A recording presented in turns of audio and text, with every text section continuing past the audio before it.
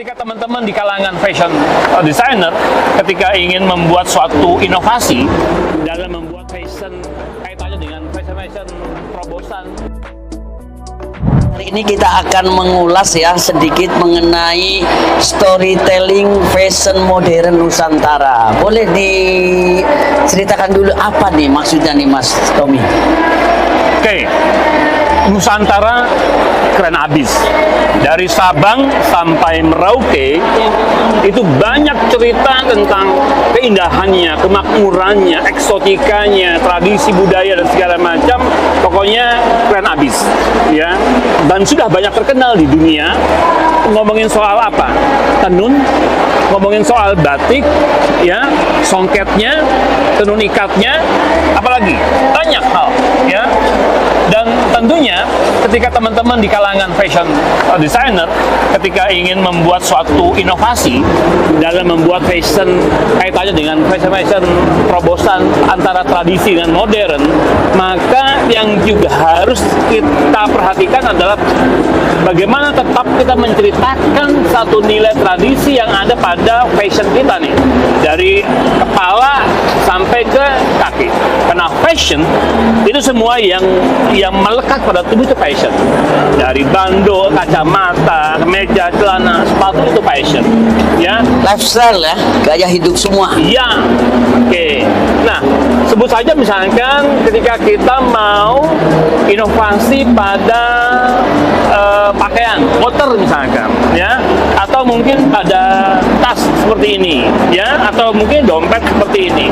Ini sudah menunjukkan bahwa ada nilai tradisi dari tenun tapis Lampung, ya, dan ini juga adalah bagian juga tenun tapis Lampung yang tadinya itu mungkin disematkan pada kain-kain khusus, tapi ini bisa di kain apapun, bisa di kanvas, ya, bisa di kain-kain drill atau media-media kain lainnya. Oke, sekarang yang menarik adalah storytelling. Banyak kali teman-teman membuat satu fashion sengaja nih mau ditabrak-tabrak.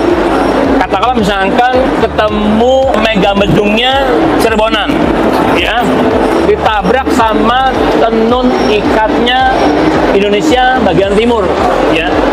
Secara artistik mungkin masih dapat, gitu. Tapi apakah di balik itu yang mau disampaikan pertemuan antara